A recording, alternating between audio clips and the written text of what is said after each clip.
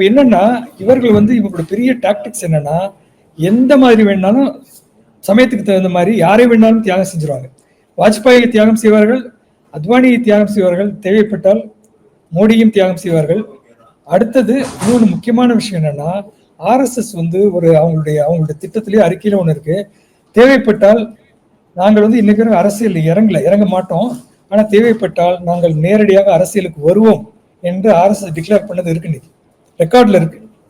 அதனால அவர்கள் எப்படி பாக்குறாங்கன்னா இந்த அதிகாரத்தை நம்ம இன்னைக்கு அவங்களுக்கு இன்னொரு பிரச்சனை என்னன்னா 1925 2025 ஆயிடுச்சு, 100வது வருடத்துல வந்து இந்துத்துவம் இந்து ராஷ்டிரம் இந்த 100வது வருடத்தை கொண்டாடும் போது நூற்றாண்டை கொண்டாடும் போது இந்து ராஷ்டிரம் ஒன்று இருக்க வேண்டும் என்கிற ஒரு நோக்கம் இருந்தது. ஆனா அந்த கனவு பொய்த்து போயிட்டது. இன்னைக்கு பாத்தீங்கன்னா பிரச்சனை அதிகமாயிருச்சு, சீட்டு வந்து முன்னாடி இருந்த கம்மியாயிருச்சு. இந்த சூழல்லாம் வச்சு பார்க்கும்போது இது உண்மையாக இருக்கலாம் அப்படிங்கிறதான். ஏன்னா அவர்களுக்கு முக்கியமானது அதிகாரத்தை நமக்கு கையில் கொடுத்திருப்பவர் யார், அது எந்த கட்சியா இருந்தாலும் அப்படிங்கிறது அவங்களோட தீர்மானம்.